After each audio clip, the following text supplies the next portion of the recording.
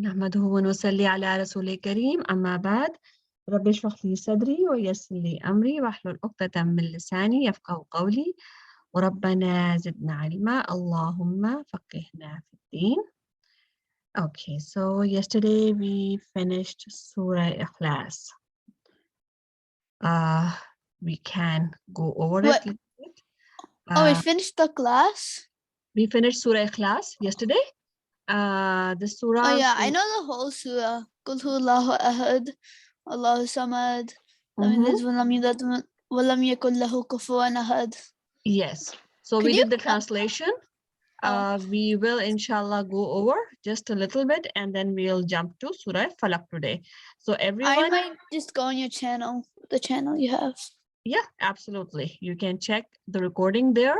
There are 2 lectures on the surah. Inshallah, you can listen to that. Okay, so let's start. Bismillah ar-Rahman ar-Rahim. Qul huwallahu ahad. Riz? Say he is Allah the One. Allahu samad. Rohan?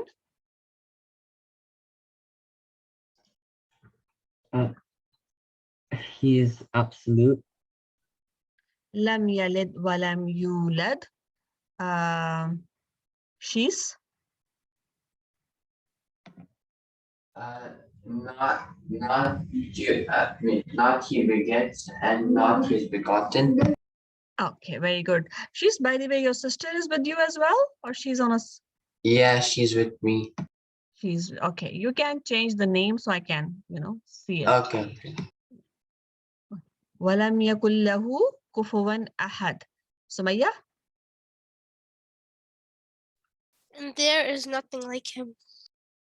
Awesome, good job. But there's an and as well. Walam, and there is nothing like him. Okay. I said and. You said okay. Awesome, good job. Okay. As-samad. Inaya or Saifullah, would you like to explain the word as-samad? It means absolute, which also means that everybody needs him, but he doesn't need anyone else. Okay, good job. Ahad, Zara, would you like to explain this word? Ahad, but wait, my thing fell, so I had to get it. Ahad means Allah is absolute. I don't know, Allah, say he, Allah the One. The one, yes. So ahad means one, but the word wahid also means one. So is there a difference between wahid and ahad? It means like the only one. Yeah, the but only Allah one? says that it means different things. Or the unique one. Okay. All right, good. Inshallah, we'll start the next surah now. I hope you have it open on your Quran books. Just give me a thumbs up that you found it. It's right under the Surah Ikhlas that you did. Okay, good job. Excellent. Okay, Surah Al-Falaq, Bismillah ar-Rahman ar-Rahim. Qul, what does it mean? Say.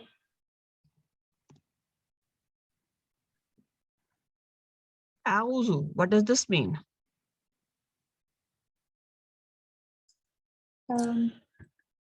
Anyone?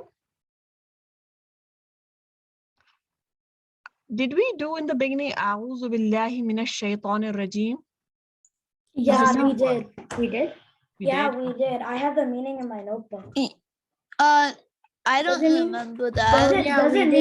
Does it mean I seek refuge from Allah from the cursed shaitan?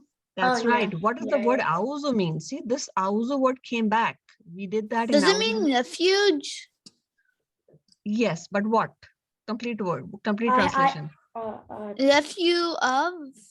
I have the whole meaning in it. Oh, I seek refuge. That's it. That's the meaning. I seek refuge. The word I comes from this. Is for I.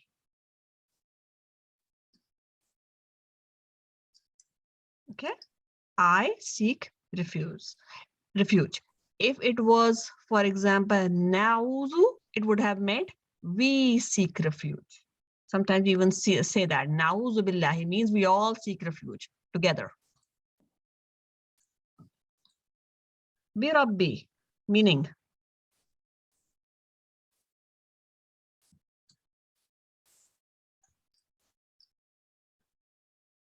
any guess?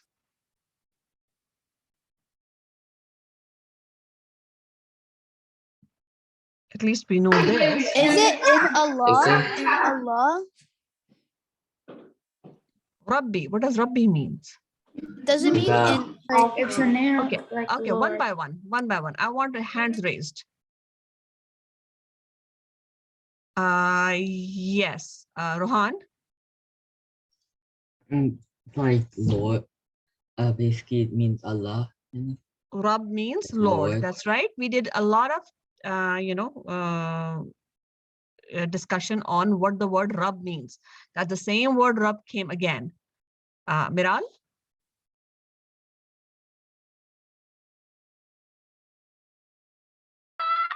I don't know. You don't know? Ahmed? is it in the Lord? In the Lord. That's right. I was Be gonna say in Lord. I was gonna say in Lord. Yeah.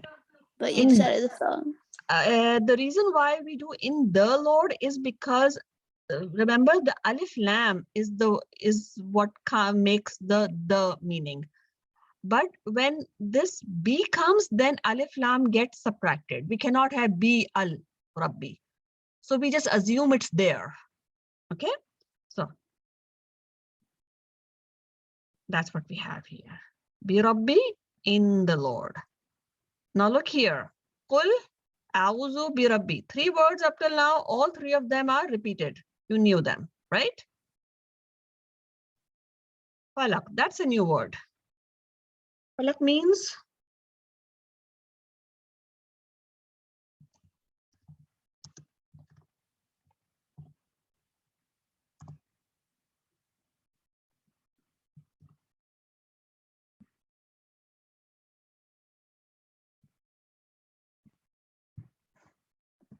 of the dawn.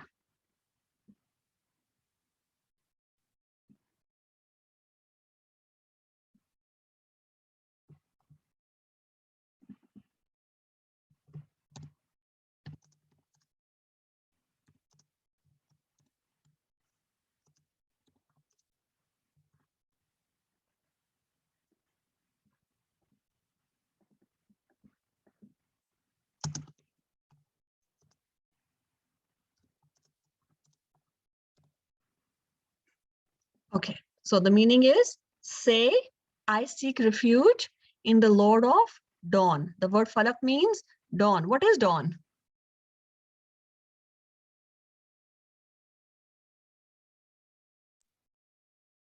Anyone?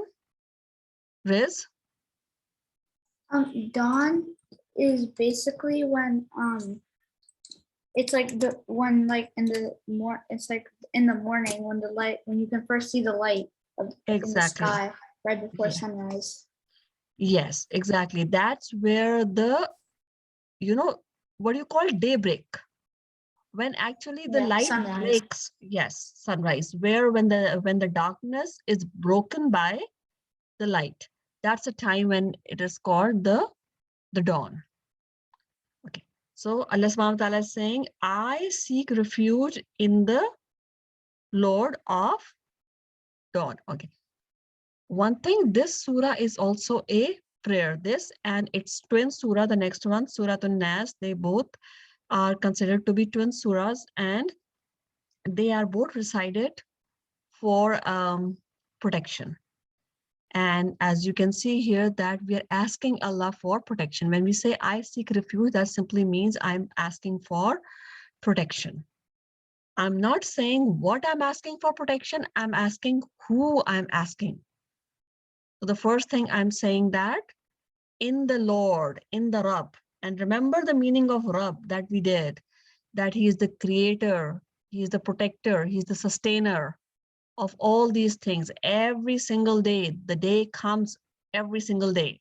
It never misses a day. It never happens that sun forgets to come out. Ever happened? You know, sun forgot to No, rise. You know, no. some, you know, What things, if malfunction it does? No, that's impossible. Maybe Mhm. on the day of judgment, maybe Yeah. that on the could day, happen. yeah, on the day of Mhm. judgment, it's gonna burst, right? The Suraj, we say like it's gonna burst. But Mhm. before day of judgment, there'll be a day when the Suraj, the sun is going to come from the west. But before that, since it started, the day the world started until today, you know, the devices that we make, the things that we create, the cars, they malfunction all the time. They stop working, they get tired, things happen. Did you ever find anything happening like that? Oh, something happened, Allah need to fix that. The sun, it's not working today. Never, right? He's not only the creator, he has been sustaining it, and he's going to sustain it until the day he wants. Yes, Zara? In the sun bursting and like the day before the sun going to the west, I can just imagine like the non-Muslim newspaper reporters just like saying it, and then all the kids in school talking about it. I can just imagine that right now. Yeah, okay, that's nice. Yes, Miral? Like Zara said, I can imagine that too. But I imagine like for example, like if we're at the day of judgment and we can just see the sun bursting, I can imagine myself just be like, oh my God, it's gonna be dark all day. Yes.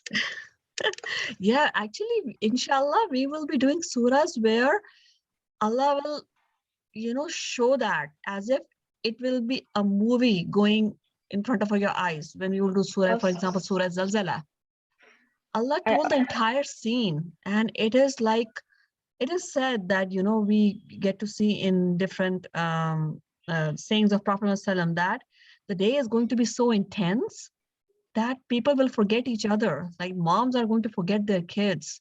Nobody will remember anything. People are just going to run. It's going to be so horrific. I mean, just imagine a movie that has been, you know, extremely, where an earthquake comes and everybody starts running here and there. So yeah, it's going to be. Yes, so I heard Sumaya, you can raise the hand and say it, okay? Whenever, if you raise the hand, I can have you speak. So Sumaya is saying, I don't know who pays attention to the sun rising from the west or the east. They just sleep during that time. You're right, but the thing is, what is going to happen when the sun will rise from the west? Sumaya, what's going to happen? If someone who pays attention to that, they probably might tell their friends and stuff. I don't know if they'll believe them or something, or if they do, they'll just tell their other friends and it'll get really famous and stuff. So not exactly, you know, what exactly the scientific explanation of sun coming from the west? Does anybody know the answer to this question? Yes, Rohan? It'll mean that the Earth's orbit around the sun would be going the opposite way Opposite, of yeah. going right. Exactly. So what's going to happen is, for example, the day is supposed to start like after, for example, 8 hours or 9 hours, you know, the sun went down at, for example, 8 p.m. and now it's supposed to come up again at 6 a.m. The sun will not come up until the 8 p.m. next day. So yes, you will know, because you'll be waiting for it to be morning and it will not be morning because the world just starting going reverse, and Allah knows best what's going to happen. We don't want to be alive to see that day, honestly. So It is said that Allah will not forgive after that day because the day of judgment will be so near. So Allah will not forgive. So may Allah protect us, every one of us, from seeing that day. Okay? Yes. Who else? Does anybody has? Yes, Miral and Ahmad, you have something to say?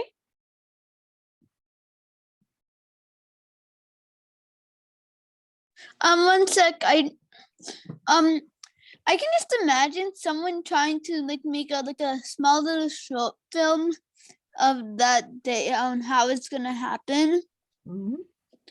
Like if it did happen, Allah could give us clues on like what time, like when it'll happen. Yes. Allah already said that it's gonna happen on sometime on Friday. Yes. So, I know our discussion is gonna go totally, south if we start talking about that. But the point is that the signs are already there. As signs, there were like different types of signs. There were some signs which were general signs, which are, maybe a lot years before the actual day of judgment. And then there's some very, very particular signs. Like, for example, coming of Jesus, coming of Mahdi alayhi salam, Yajuj, Majuj. These are like very particular signs. But then we have some general signs. To be honest, all of them have almost there. There are like things like how people would behave and how things, are going to happen. Those things are already happening. How the world is fighting with each other. Those things are already happening. So only the ones very particular signs, now only those are remaining. And again, Allah knows when that's going to happen. We can just pray to Allah that Allah saves us from seeing Dajjal and Yajuj, Majuj, and, all those signs, because, we don't know how bad it could get. So may Allah keep us on the right path. And that's exactly why we have these surahs, to ask for Allah's protection, right? Okay. Okay, so you guys can keep writing. I'm typing as well.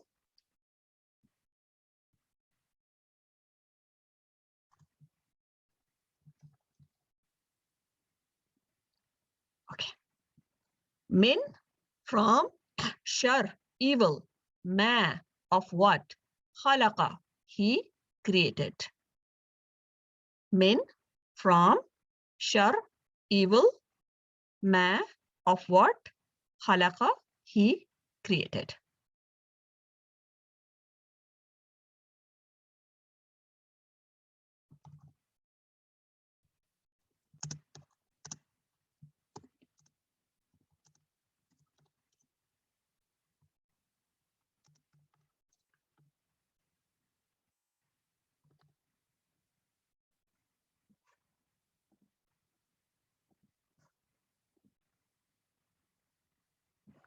Okay, got it?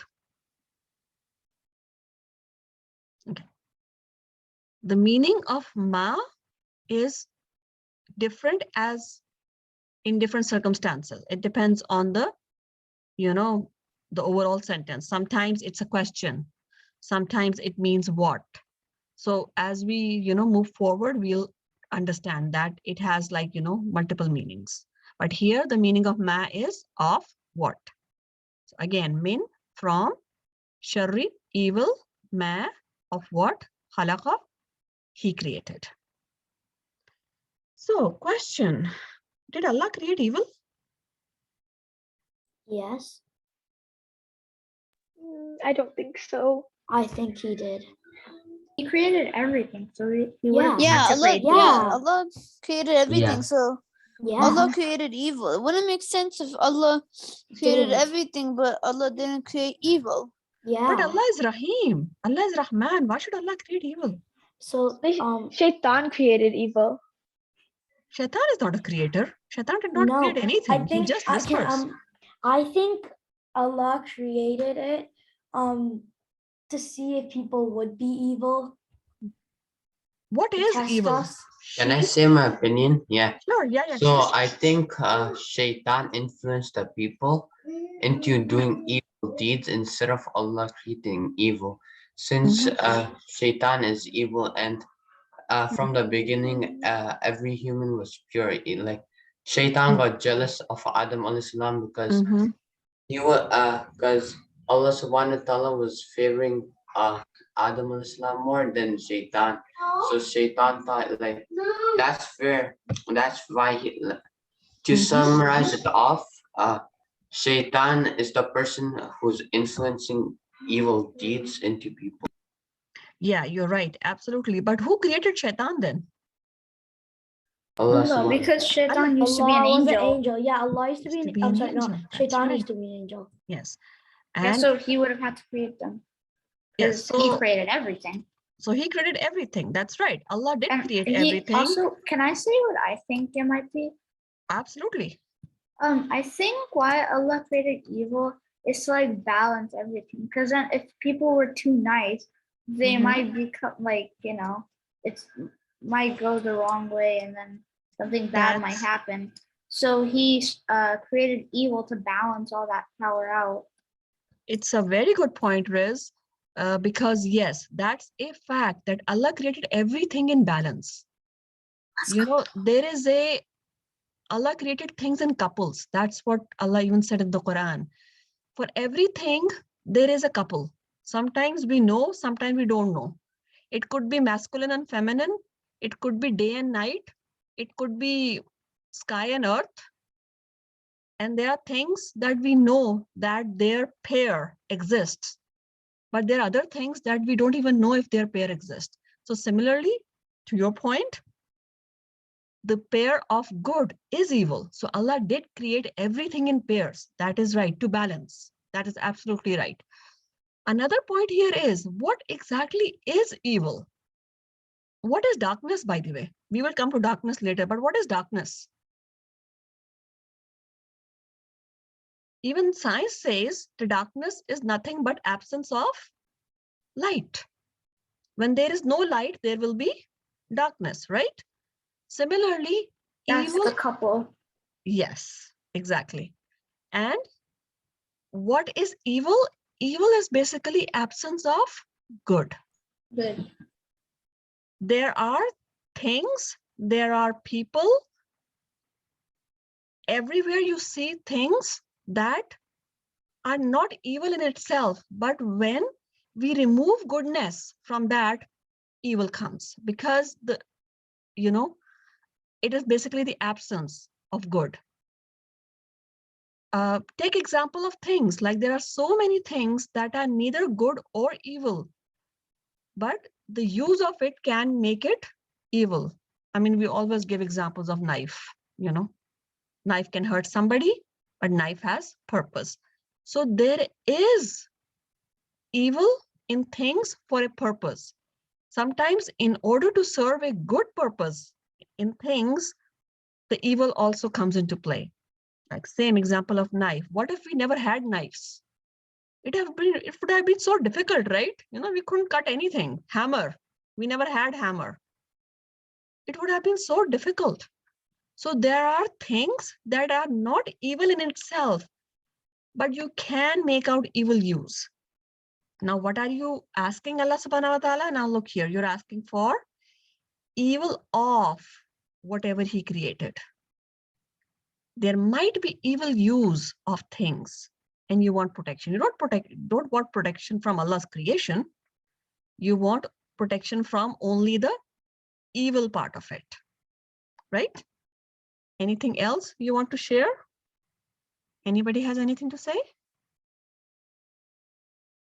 Okay. Yes, Ahmed? So I'm just a bit confused on what does this from protection refuge in the Lord of Dawn from evil of what he created. Right. What does that exactly mean? Okay. Like, what does evil of what he created? It doesn't make sense to me. It's like when how he created everything. It's saying how like in the first ayah it said, I seek refuge in the Lord of Dawn, and basically it's saying and from the evil that Allah has created. Yeah, so maybe Ahmed, you're confused with the word I seek refuge. Basically, what is refuge? I'm just confused about how they replaced and with from. Where? That just confused me. And? I get it now. Okay. Okay, great. Any other question? Okay. Yeah, so I think we are at time. So inshallah, we will continue with the next ayah on Monday. So up till now, what we did is that these two surahs are the twin surahs, Surah Falaq and Surah Nas, are du'as for seeking Allah's protection. Whether you are sick, whether you're going out, whether you are not safe, it could be anything. You ask Allah for protection. You don't ask anybody else. We don't depend on anybody else. Yes, we do take precautions, but we depend only on Allah for protection. And for that, Allah has given us the gift of these two surahs, Surah Falaq and Surah Nas. Okay, inshallah, I'm going to see you on Monday. نحمده ونصلي على رسول الكريم سبحانك اللهم وبحمدك نشهد أن لا إله إلا أنت